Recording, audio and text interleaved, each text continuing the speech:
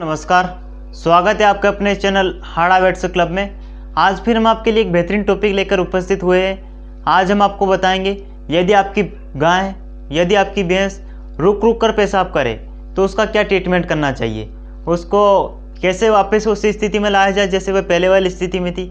संपूर्ण जानकारी आपको इस वीडियो में मिलने वाली है। उससे पहले आप हमारे चैनल को सब्सक्राइब जरूर कर लें ताकि हम जो भी वीडियो बनाएंगे सबसे पहले आपके पास पहुँचे और आप सबसे पहले उसको देख सकें। तो साथियों, होता क्या है कि पशुपालकों की बहुत सारों की शिकायत रहती है और कई वेटनरी डॉक्टरों को यह भी नहीं पता अभी तक कि जब पशु रुक रुक कर पेशाब करता है तो क्या कारण हो सकता है या किन कारणों से हो रही है समस्या, और इसका सबसे मेन बात तो यह है कि इसका ट्रीटमेंट क्या करना है। सभी यहीं आकर रुक जाते हैं कि इसका ट्रीटमेंट क्या करेंगे अब, क्योंकि न तो ये वायरल डिजीज है, न बैक्टीरियल डिजीज है, न प्रोटोजोअल डिजीज है, न कोई इन्फेक्शन है। फिर क्या है, आखिर क्यों ऐसा हो रहा है, इसका हमें क्या कैसे डायग्नोसिस करके क्या ट्रीटमेंट करना है। तो साथियों, डायग्नोसिस में क्या है, आपको न तो फीवर मिलेगा, न पेट दर्द मिलेगा, कुछ नहीं मिलेगा। सिंपल सी पशु चारा खाएगा, खाना खाएगा, पानी पिएगा, सब कुछ नॉर्मल रहेगा। लेकिन क्या करेगा, बस पशु बार बार पेशाब करेगा, यानी रुक रुक कर पेशाब करेगा।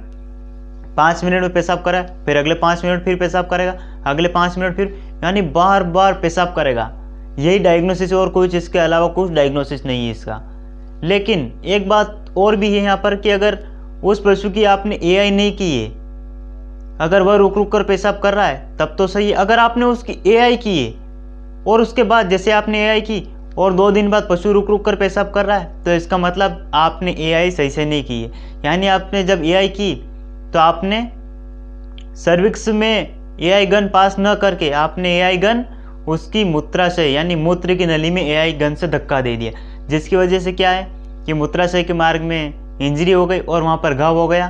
घाव होने के कारण वहाँ पर सूजन आ गई और सूजन आने के कारण वहाँ पर वो मार्ग बंद होने का चांस हो गया, जिसके कारण पशु बार बार पेशाब करता है। लेकिन वहाँ पर बार बार पेशाब कैसे करता है पशु, वहाँ पर जोर लगाएगा क्योंकि वहाँ पर पेशाब निकलेगा नहीं।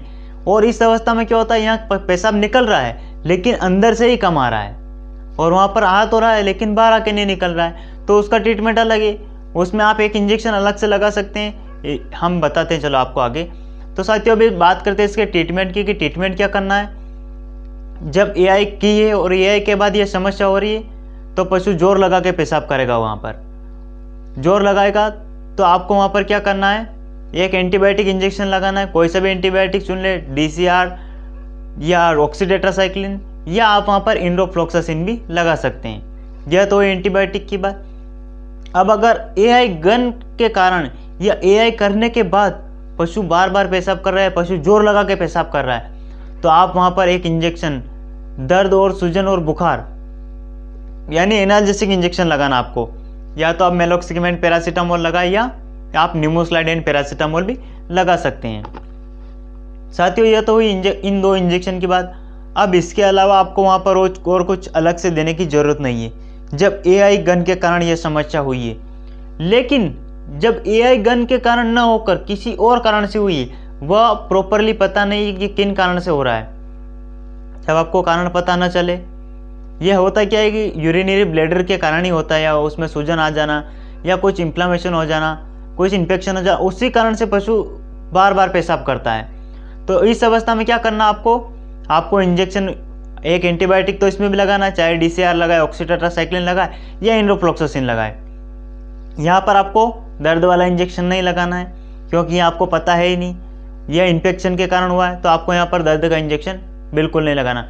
आपको यहाँ पर इंजेक्शन लगाना लासिक्स, या इंजेक्शन लगाना रेडिमा, या इंजेक्शन लगाना है रिमोट वेट यानी फ्रूसेमाइड इंजेक्शन लगाना है। और वह भी लगाना कितनी बार, 1 बार, ज़्यादा बार नहीं लगाना, केवल 1 बार इंजेक्शन लगाना लासिक्स या रिमोट। इन तीनों इंजेक्शन में से कोई भी आप इंजेक्शन चुन सकते हैं। इसकी डोज 10 ml है, इंट्रामस्कुलर लगाना है। एंटीबायोटिक आप उसकी बॉडी वेट के हिसाब से चूज़ कर सकते हैं, आप जो लगाना आपके मन पर आए वो आप लगा सकते हैं। इसके अलावा आपको यहाँ पर लगाना है वेटालजिन, यानी वेटालजिन इंजेक्शन लगाना आपको, जिसको हम एनाल्जिन इंजेक्शन भी बोलते हैं।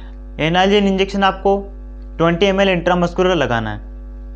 आपको जो रिमोट वेट इंजेक्शन है या जो फ्रूसेमाइड इंजेक्शन है वो आपको 1 ही बार लगाना है, केवल 1 बार लगाने के बाद फिर दोबारा रिपीट नहीं करना है। लेकिन जो एंटीबायोटिक है इसको आपको 3 दिन तक लगाना है। वेटालजिन आपको 3 दिन तक लगाना है और इसके साथ आप CPM भी यहाँ पर ऐड कर सकते हैं, यह भी आपको 3 दिन तक लगाना है। साथियों ऐसे भी केस होते हैं जो बिल्कुल ठीक हो जाते हैं, जिनको आप बहुत बड़ा रूप दे देते हैं। आपका मन क्या करता है कि हर छोटी सी बीमारी को बहुत बड़ी बीमारी बना देता है।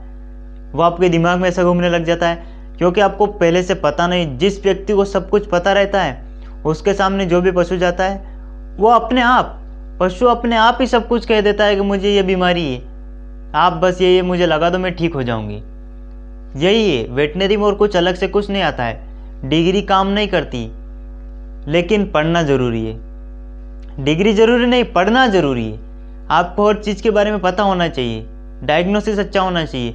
डायग्नोसिस जो व्यक्ति सीख गया उसको कुछ और वेटनरी में सीखने की ज़रूरत नहीं है, क्योंकि हमारे वेटनरी में ना तो एक्सरे होते हैं, ना ब्लड टेस्ट होता है, ना सोनोग्राफी होती, कुछ भी नहीं होता है। पशु ह्यूमन में तो सब कुछ होता है। ह्यूमन के डॉक्टर तो पहले ये टेस्ट करवा, पहले वो टेस्ट करवा, उसके बाद फिर कोई किसी इंजेक्शन या किसी टेबलेट आपको खाने के लिए देते हैं। लेकिन यहाँ क्या है, वेटनरी में अपने खुद तजुर्बे से ट्रीटमेंट करना और अपनी फील्ड को जमाना है। यहीं पर ऐसा ही है। तो साथियों यह था हमारा छोटा सा वीडियो। इसके ऊपर हम आपके लिए हर रोज़ दिन नए वीडियो लेकर उपस्थित होंगे। जिसके बारे में आपको पता नहीं है वो नीचे आप कमेंट में जाकर ज़रूर लिखें। तब तक के लिए जय हिंद, जय भारत।